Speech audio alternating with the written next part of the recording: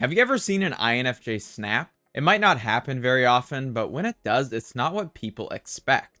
Today we're talking about what pushes an INFJ into villain mode and why it happens. Because normally, INFJs don't just break bad. There's always a reason. The first thing to understand about INFJs is that they don't just react to single events. They react to possibilities and patterns over the long term. Their dominant function, introverted intuition, or NI, is constantly analyzing how people fit into their future. Asking questions like, is it going to be like this forever? What happens next? What will I do if this keeps happening? And do I really want this? While some personality types might just brush off things as just one comment, INFJs look at the long-term implications. They analyze, what does this say about this person's character? And what does this say about my future with this person? An INFJ's observant reading of patterns, body language, and past actions make INFJs slow to anger but quick to certainty once they reach a conclusion. So villain mode for INFJs doesn't always begin with anger, but with recognition instead. The conclusion that someone is taking advantage, someone is manipulating me, someone isn't listening, someone is draining my energy, or someone's intentions don't align with their words.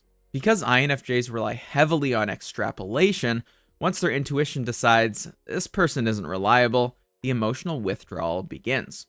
These are just early stages of a potential villain mode for INFJs, one that begins more internally and privately.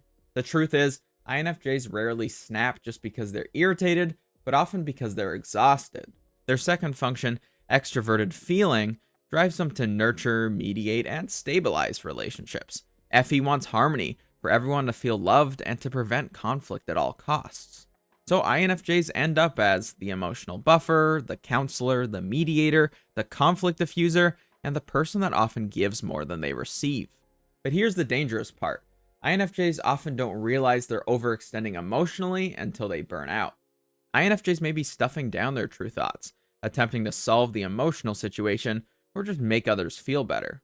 Resentful at the fact others ignore their advice, or just simply want to trauma dump. They may also shove down their true feelings on a situation, always looking to put other people first. In this process, they may tell themselves, I can handle it. It's not their fault. They need me. It'll get better. They didn't mean that.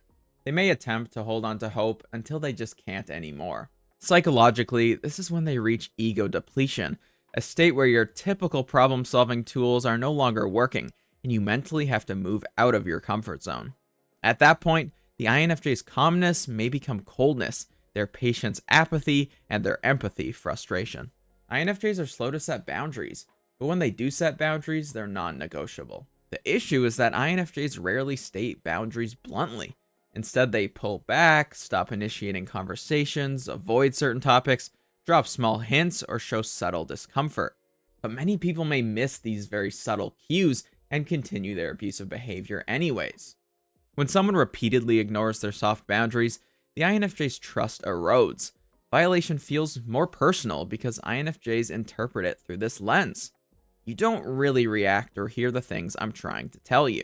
And this is one of the fastest paths to INFJ villain mode. Not because INFJs are always hateful, but because they see their efforts as wasted, their choices as irrelevant, and their empathy as futile. Once they conclude, you don't value me, they stop investing emotionally. Now this is where the real turning point comes that can send an INFJ from angry to real villain mode.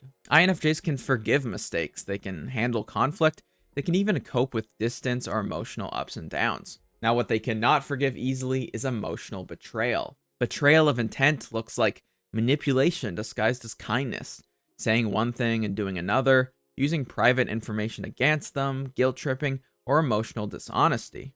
INFJs don't just see your actions, they see the morals behind it. And if they believe that you didn't just hurt them, but you did it intentionally, their emotional state is going to be quite different. This is when INFJs can flip from a selfless giver to a bitter defender of the self. And if you've gotten this far, you'll see a switch from introverted intuition to introverted sensing, their very last function.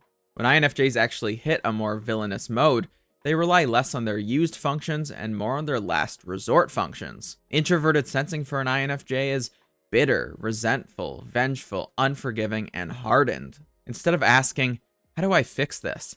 They ask, what do I do now? How can I protect myself? And what needs to be done? This shift may feel shocking to others because the INFJ becomes more merciless, blunt, spiteful, inconsiderate, and unmoved by emotional appeals. Their efforts to help, be valued, or make you happy have failed, which leaves them with a new objective: put myself first or burn everything down with me. This is where people say things like, I never knew they could be this mean. But that's just because they're seeing an INFJ's mind without their empathy turned on. But this isn't necessarily a dramatic act out by an INFJ. It simply refers to them relying on a last resort. In general, INFJs don't like using introverted sensing. For INFJs, introverted sensing sits at the bottom of their function stack, which means they rarely rely on past experiences, they don't enjoy tracking details, they rarely use their comfort zone to set boundaries easily, but when SI does show up, it's usually during stress or burnout. The demonic part is when this function appears in an unhealthy and distorted way when an INFJ is pushed too far. And here's what that looks like psychologically.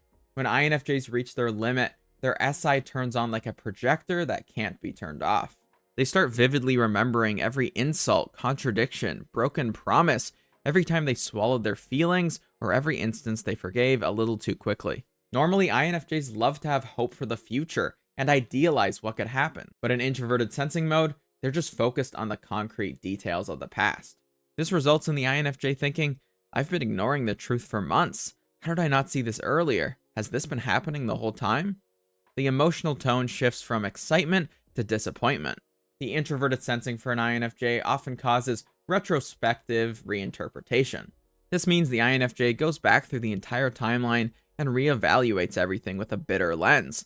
That joke they made 6 months ago, maybe that wasn't harmless. Now I understand why I always felt drained. That moment I brushed off, that was a red flag. And it's not always paranoia either. It's the INFJ finally putting the pieces together using both NI pattern recognition and SI's hard evidence.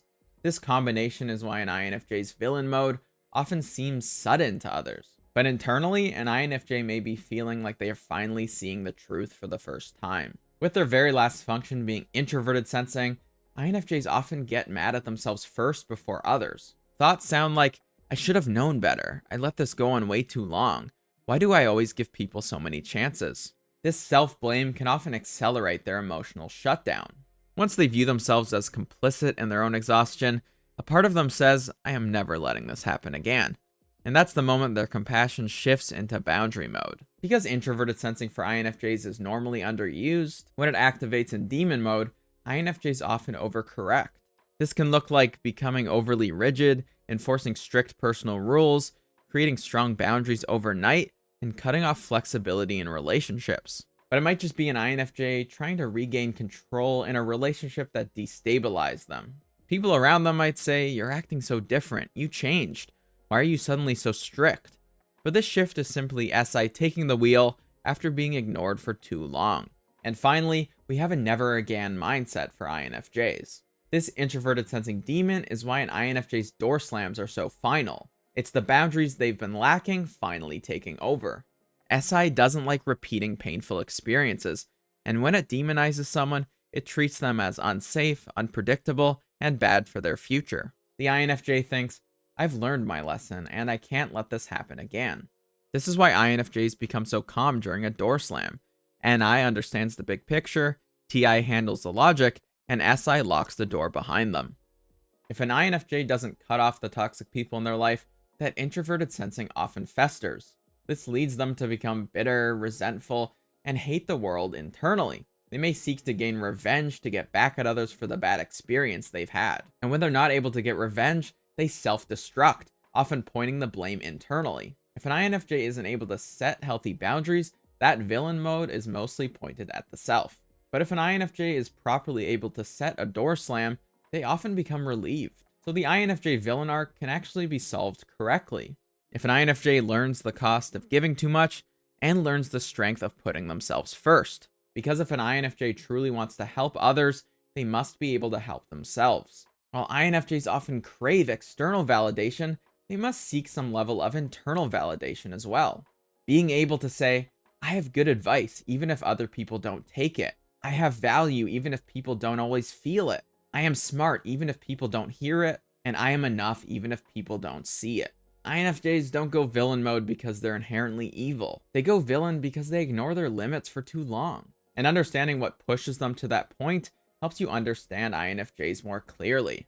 A person who wants harmony so much that they'll tolerate chaos until they can't anymore.